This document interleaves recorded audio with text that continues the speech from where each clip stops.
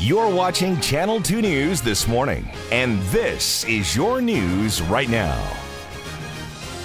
Well, my mom's probably crying somewhere, and my dad's probably crying somewhere.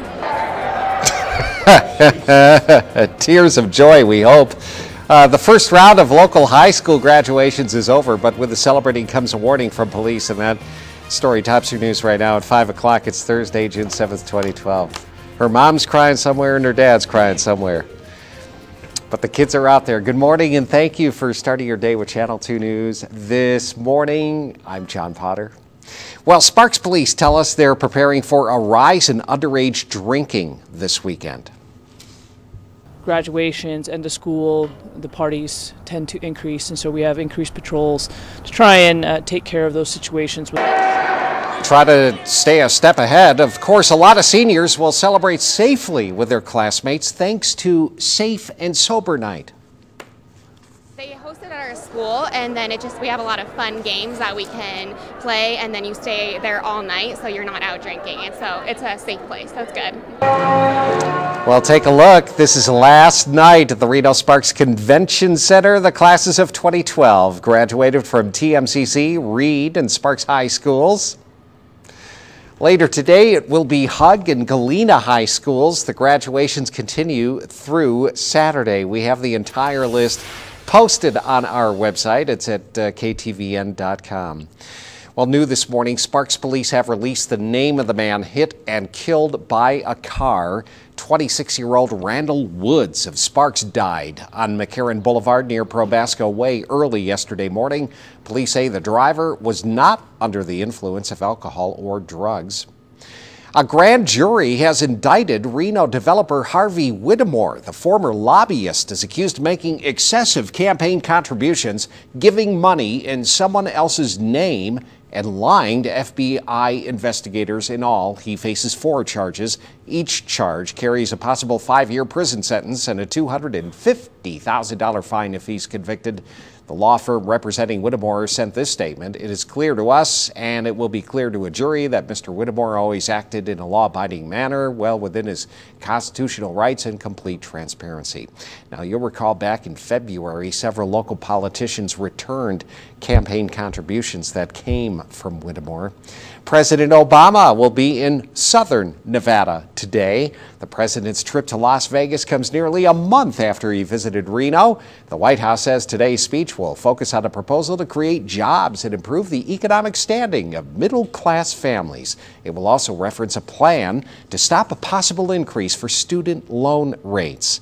This will be the president's 3rd trip to southern Nevada so far this year. Well, it's now called the Whole Foods Sparks Farmers Market, and it comes back to Victorian Square today. This year is the 20th anniversary of this farmers market, where you can grab farm fresh produce every Thursday, again starting today through August 23rd, except for August 9th because of hot August nights. The hours have been extended too. The farmers markets begin at 3 o'clock and lasts until 8 o'clock. A gourmet food truck court full of local food trucks. They're going to be out there. That's a new addition for it this year. I always go there for the honey, the local honey that they sell out there. There's so many good reasons to come out there. Meteorologist Ron Percival, a lot depends on your weather forecast. Beautiful for this afternoon, John. Absolutely great. Made it back to 70 yesterday. We'll tack on a good 10 degrees this afternoon. Be a little bit breezy, but typical late spring, early type wind coming in as another weak frontal system moves through the area a little bit later on. And beautiful shot from our Tahoe cam back into the valley right there. So we're getting daylight into that picture. Pretty nice. 47 right now at the airport. Nice cool start to the morning. And the day ahead, man, pretty good little frontal system.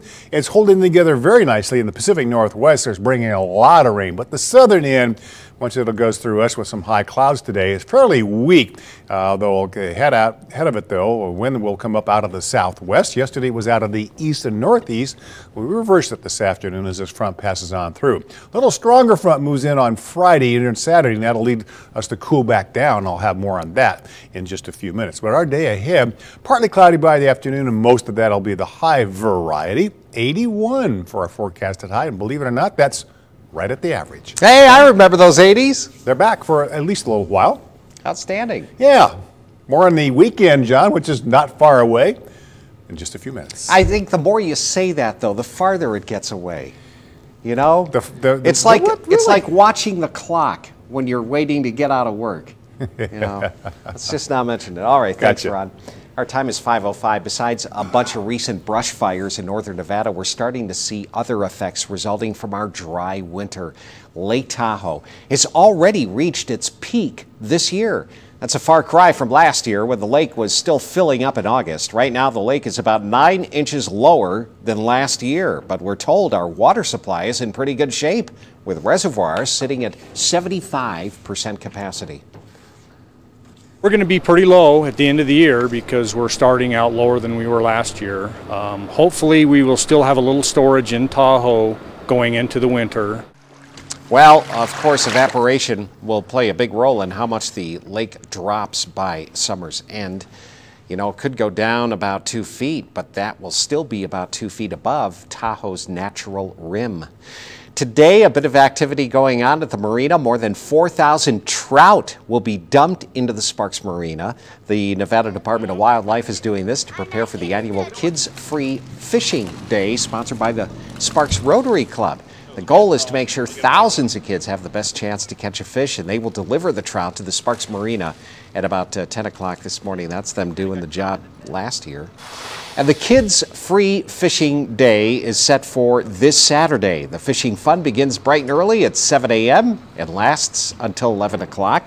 Every child will receive a free fishing pole, a bandana, and casting lessons too. About 2,000 children are expected to show up. The Sparks Rotary says this is not a fundraiser. Their sponsors have paid for everything so families can experience, you know, casting a line in the water together. And the best part, they say, is seeing a child's expression as they catch a fish for the very first time. A bandana.